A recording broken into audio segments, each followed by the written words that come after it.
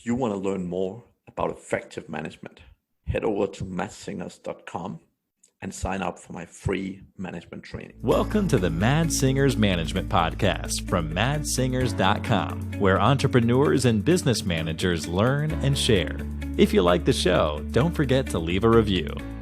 Hello, and welcome back to the Mad Singers Management Podcast. Today, I have a visitor all the way from the UK on a boat, and that's Ceri Hurford-Jones. Welcome, Ceri. Thank you very much indeed for inviting me along today. Excellent. So, as usual, we're going to talk management. But before we get into it, there is still people around the world who don't yet know who you are. Would you mind doing a little bit of an introduction? Absolutely. So Ceri is spelled C-E-R-I. My Welsh parentage comes through. I started out on leaving school with very few qualifications, apart from two. One in woodwork and the second one in religious education, if only I could say it, which led me to believe that perhaps the only career that was going to actually be of any use for me was building pulpits. As it turned out, that wasn't the case. I ended up farming for 12 years, and then I went into the world of estate agency, which is not everybody's favorite job or favorite career, but it was a great experience. Coming out of that, after again about a 12-year period, I ended up running a local radio station in the fine city of Surrey, which of course has become world renowned for its visit a few years ago by a pair of gentlemen of a foreign persuasion. I have just exited that actual business. I exited about 18 months ago when we sold the business and associated businesses with it to a large organization based in Europe. I am now cruising around in the UK, actually making podcasts for other clients. And that's where I am to date. That sounds fantastic. So so you used to work and manage things on a radio. So tell me a little bit more about that. Like, well, what's it like compared to other work environments you've been at? And yeah. So I would say straight away, it was the most fun business ever to be involved in the main. Of course, every business has its good days and not so good days, but I can honestly say every day was fun. Without being funny about it, what I think we were there to do and what we were trying to do for the years that the business was in existence was really to try and change people's lives. That may sound a hugely ambitious challenge, but actually what we always knew was that we weren't ever going to be the biggest radio station because we were based in a small city, but we were determined to be the best at what we did. And the team I had around me came up with and formulated themselves an incredible set of standards, values, call them what you will, which we then measured ourselves by, but more importantly, and equally as importantly, we measured our clients and we measured ourselves and our community against. Those real simple values were and are, because I still think you can't just live these values when you're in the work mode, you actually need to work these values in your own life, are open, honest, fair, fun, professional, and this is the one that always gets everybody, is unconventional.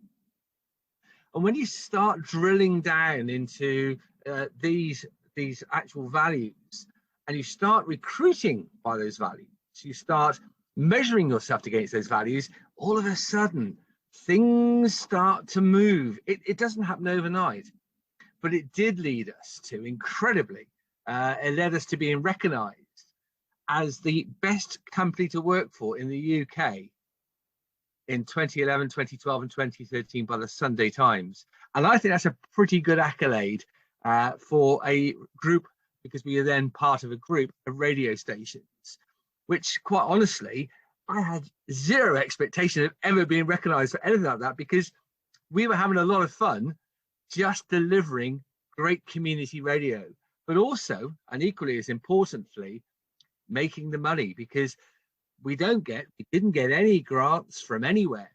the only way I could pay those 12 mortgages was to actually go and sell and hustle in the area that we super served.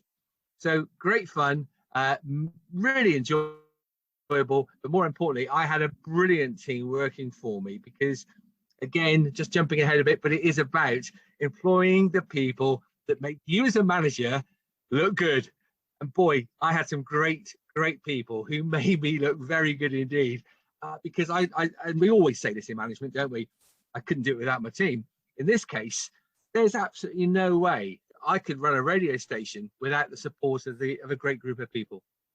Yeah, no, that's totally makes sense. And I think particularly the values, right? I mean, I like the way you say it, where, you know, you have to live them, because in the end of the day, it's easy to sit down. Like, you see companies do it all the time, where they sit down and say, okay, yeah, this is our values, this is our mission, and they make up some stuff. But just because you write some stuff on a piece of paper, obviously doesn't mean that it comes into play, right? And it actually becomes reality. And I totally agree with you. Like, you have to live your values to be able to actually follow through, right? Because otherwise, yeah, you know, it's going to be very short-lived. So yeah, and it becomes management speak and not actually engaged with the people you want to engage with. And the bottom line from all of that is, and I truly believe, because every year we ran a series of questionnaires with our teams, so we could actually, it was done anonymously, was that people said, in fact, 90% of all the respondents said they were extraordinarily proud to work for our organization. That's an amazing accolade. Definitely. And I think that's, I mean, I kind of look at the world the same way, right? I think fundamentally one of the biggest challenges that the world is facing is lack of employment, right? And I think, you know, a lot of the problems that you see around the world today comes up because people, you know, are unable to sustain themselves somehow. And I think not just small business owners, but anyone running a business, like, every time you're hiring people, you're doing the world a big favor, because when people have a job, when they have something to wake up to, when they have a purpose in life, you know, and in the end of the day, even and not the best job in the world is definitely better than not having a job, right? And I know, like, some countries, I'm from Denmark, right? And a lot of the time you get paid so much unemployment that, you know, sometimes it might not even be worth actually taking a job. But I think in the end of the day, like, as a human being, right, if you just sit at home and do nothing, which a lot of unemployed people do, you know, the world does not become a better place. But I think these small businesses creating jobs and really building, like, I see it as a small community, right? Like, you're building like a family, you're building up these things that sustain people and sustain their lives and really pushes, makes a difference in the community, right? It does. And you're absolutely right there, Matt, that good people stay longer. They have a pride in their business that then recognizes and reflects their own contribution. And let's face it, bottom line is, engaged and positive people have more fun at work, especially, and I'd like to think this is reflective of our time at the radio station in Salisbury, especially in a radio station like we were running, in which it is absolutely and utterly positively encouraged that fun should be one of the big values that we work with. Who wants to go to work and be miserable? Yeah, totally. And I'm sure there's, I mean, a lot of the time, at least when you listen to the radio, the host seems like to be good characters, right? So I'm sure you're able to get a certain quality of people that have good humor and so on. So that, I guess, that makes it even easier. It does, to agree. And I think there's a couple of lessons that came out of my time at Spire FM, the radio station we're talking about, is that nearly 95% of all the people I employed were all local people who knew the area. They knew how to pronounce different parts of our area, because some of the words, some of the names of the villages wasn't or isn't quite as clear as it might be in the written word. But more importantly, I was able to ascertain how well they were received in person in their community. Did they know where the charitable organisations were who needed our support and help? And more importantly, you know, would you want to talk to them down the pub in an evening? Because if they can engage with you down there, they can engage with you on the radio station, engage with you on air. And, you know, these people don't grow on trees. You have to work hard to find them. But in the end, and it was a testimony to the people I had working for me, is that they invariably were the best recruiters I ever had. They were doing the recruitment for me without any financial reward. They just wanted like-minded people like them to come and work for us. And that's one of my biggest favorites. I mean, whenever there's job openings, right? Like start with your staff, and particularly the better the staff, the better referrals you generally get, right? Because great people want to work with great people. Yeah. And you know, if like occasionally someplace in the world I've seen where, you know, people are recommending friend and family because they really desperately need a job, even though they're not the best in the world, and that's not always great. But generally, like, yeah, referrals are great because often people know a lot more about your business. They know a lot more about the expectations, right? And yeah, people, I mean, I know it from myself. Like when I was doing a job, when I was working corporate, you know, I wanted to work with awesome people, right? And I wouldn't refer to someone that I didn't think would be great for the job. Absolutely right. You know, you clearly got the hang of this, that people are our most important asset. We all know that. That's a pretty obvious thing, but it's about sharing them with them the vision. Now, again, the one thing that I found in my previous jobs is that managers seem to like to keep secrets. They like to keep it close to them. Perhaps they saw it, and I'm only guessing here. I'm not making any negative to my previous bosses, but maybe there was a sense of power of controlling information. In the world I've been inhabiting, it's about sharing the vision, but actually making sure that I just tell them what's going on. I want to know. Every week we have a meet and we go around the room and we just make sure that everybody has a chance to say whatever is on their mind.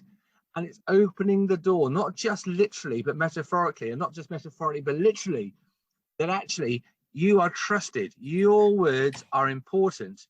And what you say is trusted, that it is given, the response you give or the thoughts you give or what you want to say, those comments are trusted within your group, within your peer group. And once you start demystifying, once you start getting rid of the secrets, do you know what? It's a much, much more open, friendly and an innovative place because people aren't afraid to share. And people have good intentions, you know, so we need to help them become passionate about their good intentions and support them in it. So we know, and I know, that actually, whilst financial rewards are really important, actually, do you know what's more important? Time. Yep. So if people needed time, they needed time to go and study. We give them some money, but more importantly, we give them time to go off and improve their knowledge, not just in terms of courses for radio presenters or selling, but if somebody wanted to go and do the Yacht Master or the Day Skipper sailing course, we would actually support them in it and give them a grant every year to go and do it.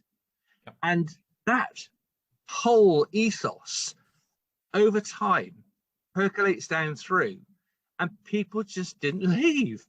We had something like about 85-90% retention rate. That's unheard of.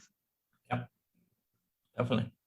But yeah, you're totally spot on, right? And it is all about providing that different experience, right? And it is like, it's not that difficult, right? Reality is like, it's not that difficult. But I think like a lot of business owners, they tend to have the wrong worries. Like sharing I think is a great example, right? Because reality is most business owners know their business way better than their staff. And a lot of the time they get frustrated because the staff, they feel the staff isn't making great decisions. Now, what I always say is no one comes to work to do a bad job, right? No one wakes up in the morning and says, I want to go do a bad job today. Like, I've never met any, right? But what does happen is they don't understand. They don't have an overview of the business. They don't have the understanding of how the business operates that you do. Mm-hmm. And the more you actually share with them, the more information you give them, the more likely they are to make better decisions, right? Even when it comes to information about departments that aren't relevant to them, and even talking with people in different departments, right? Because opening that up, it enables different growth in your business, right? And it enables people to come up with suggestions, actually taking into account other departments or other areas or other pieces of the business, right? And something small like that can make such a big difference, right? So I totally love your view on the openness and so on. You're absolutely right, but it comes with, where are you? And I think that's the question that we often ask ourselves, is where are we at this moment in time? Not just in some kind of management speak, in some kind of woolly way of doing it, but actually drilling down and asking those questions. And I referenced it earlier, but the Sunday Times grouping organization gave us an opportunity to ask questions of our teams through an anonymous feedback. And there was about 40 or 50 questions. It was quite an in-depth questionnaire. But we knew before we started asking the questions what we were going to do with the results, because you and I know there's plenty of questionnaires out there that were just asking the question and hope they might get something out of it in the end. For us, it was about what will we do with the information at the end.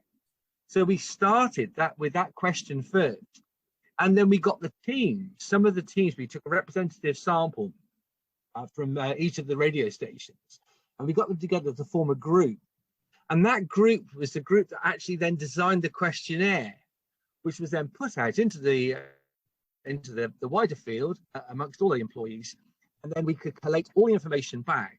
That we then took away days. We went off for a whole day off site to look at those results. And don't forget, these are all anonymous. So we could drill down and find out what was working, but more importantly, and equally as importantly, what wasn't working. So we could actually address those issues. And we use those questionnaires, those answers to those questions in our development, in our training, and to improve what it was that people wanted.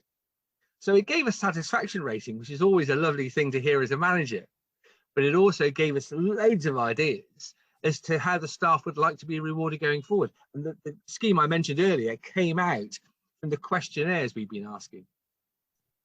Yeah, that makes a lot of sense. That makes a lot of sense. And from your perspective, like, so it sounds like you've had a great job and some great opportunity to work with great people, right? But what's been the biggest challenge that you've actually faced? I think the biggest challenge you face, and we can all relate to this, is you get to a certain size as a group. So let's say we started at Spire FM and we ended up with 12 other stations in our wider group, because there's clearly economics of scale when you have multi-sites to come together to have just one, if you like, leader that then disseminates down to the individual branches or the individual stations. Yeah. And I think the biggest lesson I learned, having worked under 2 or 3 different regimes, is that keep the control local. Don't let that control be disseminated, to let it water down because the power is moving up. So the power moves up to a CEO, or the power moves up to an inverted commas head office. And all of a sudden, the managing directors or the managers and the staff all then start to feel disenfranchised, all start to feel they're actually their comments, their words, their contribution is less effective and is less noticed. And I think that's probably the one thing, and speaking, that's how I felt when we ended up as part of a group, was where do I now fit into this? So I think as a business grows, we had a 5-year, we had a 10-year plan. We were looking at an exit eventually. We're on this journey together. How can we ensure that everybody joins us and stays with it? And for me, it's also the other lesson I learned was about giving people a chance to own the business. Share ownership these days has never been so easy.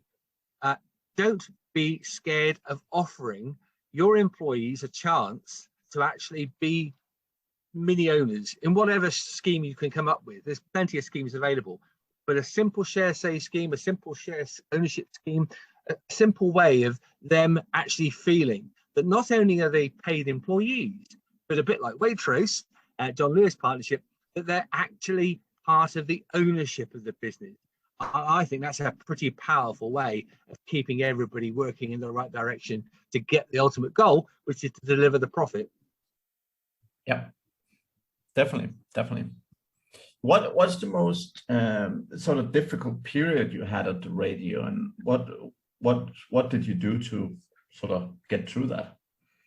Good question. Well, the biggest one was, as I've almost referenced there, is about a group coming in and really not understanding. It wasn't the recent group. It was one many years ago, not long after I'd started there. And they really didn't understand who we were or how we did it. And they found themselves trying desperately to get the best out of us without really understanding us. And so for me, it was about, people aren't committed to something, don't start it. And I was trying to get that back up the line, that if you're not committed to actually giving us a chance to show you what we can do, and we're already a very successful business, unless you've got something to contribute to it, don't start something you're not going to see through. If you're not serious about making a difference, don't start it. But that was a real challenge. And in the end, actually, the business went in the wrong direction. And luckily, we were able to see a buyout coming through.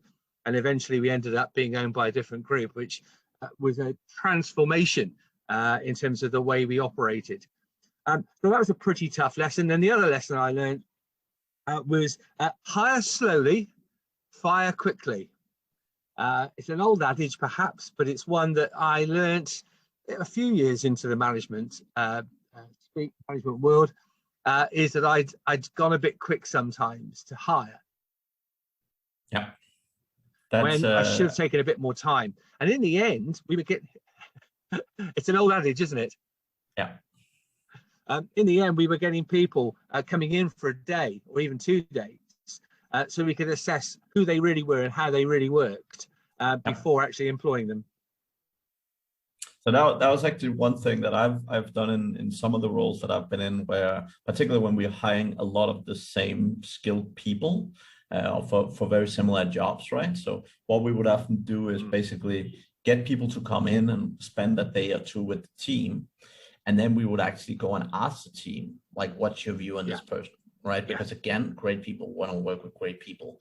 And if you let people mingle around, like even, you both see, like, do they fit in socially? Are they comfortable with the people around them and so on and so forth? And you actually, like, we found the team loves having that ownership and responsibility, right?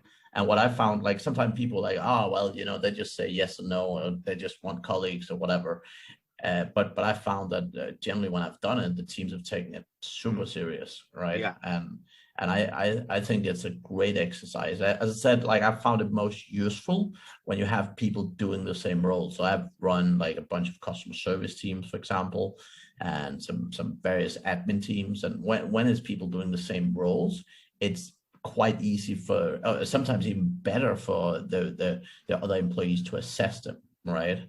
Now, obviously, if you're hiring someone in for a role that the rest of the team doesn't know and understand much about, then it might be more difficult. But even the people aspect and, do they fit into the company is still a valid thing to look at, right? Yeah, the fit is really important, isn't it? And, we often employ in our own likeness. And I mean that metaphorically, but we employ people for a variety of reasons. I think, I don't know if you agree with this, I hope you will, that actually, you can teach skills if they've got the right attitude, if they've got the common sense, the enthusiasm, just that attitude. You can teach the other stuff. The other stuff is fine, as long as you've got a good building block to build it on. 100%. What I would say, I studied people and personalities a lot, right? And the one thing I found is the reason why people hire people like themselves is primarily because they communicate in a similar manner. And particularly in business, communication is everything, right? And that's the reason why so many people hire people like themselves, is just because they find them much better to communicate with. And while that is true, the difficulty is if you build up a team full of yous, you basically duplicate your weaknesses. And it's true. It's true. that's another lesson that is good to learn. Now it is. I overlearned it when I started my first couple of businesses. I was so keen on not hiring people like me that I ended up having no one that could do the stuff I was good at. So I ended up doing it way too long myself, which was definitely not a good move. But I was so keen on not hiring people like me, right? And that was you can also take that over the edge. So yeah. I mean, I think, we talk a lot about these days about disruptors. It is about risk taking. It is sometimes about calling the shots and saying, do you know what? I'm going to give that person a go because they could complement what I've already got. But I think sometimes, like I said earlier, hire slowly, fire quickly. Don't be afraid to realize that you've actually made a mistake. Don't beat yourself up that actually it isn't working. So deal with it quickly. Often I find and have found many, many times in all walks of life that actually you never actually tell anybody something they don't already know when it comes to man management. A number of times I've sat there with somebody and gone, so do you really think this is working for you? And invariably I go, no, it isn't actually. In any case, well, look, we've tried. Is there anything more we could do? We'll do an next interview and we'll learn the lesson and move on. And we'll always look after people. We've given them the chance. We've taken them away from a job they were perhaps already in. And so we'll look after them, but we have to recognize that it just isn't working. Yeah, I think that is one of the big challenges I see though. So quite frequently, particularly when I'm doing coaching with big organizations, what I tend to see is that, managers are, I don't know if they're afraid, but they're hesitant to give feedback. And very, very often what I like doing is, particularly when, I'm dealing with a manager that's like, I have a bad performer and he or she haven't been performing for a while, etc. I like actually talking with that employee. And the first question I ask them is, how's your performance? How's it going? And the amount of employees that have never clearly been told your performance is not acceptable is extremely high. And that's really sad, because what happens is the managers often sit around and look at stats and numbers. And the challenge is that they expect that when an employee sees the stats, they have the same idea that the manager have, which is, oh, this person is not performing. Right. But that's not how people work. The way they work is, oh, well, the manager said I can do a bit better, but generally happy with what I do. So unless the manager or the boss actually tells me, shit's on fire, I don't think it's that close. Right. So, and I see that happening consistently again and again, unfortunately. And what I say consistently to people is if you're having to fire someone, and it comes unexpected to them, you have not done a good job as a manager. Absolutely. Where is that level of trust? And I said this before, and I think it's probably one of my core messages is about keeping a team informed, is that we share with our teams every single month exactly where we are profit and loss wise. Good news and bad news. Not every month were we dropping, what we wanted in terms of bottom line profit. A lot of the time we were, but keeping them informed was critical, and trusting them with that information was absolutely core of my business. And again, better informed people, they're better engaged people. And they make better decisions. And they make much better decisions, absolutely.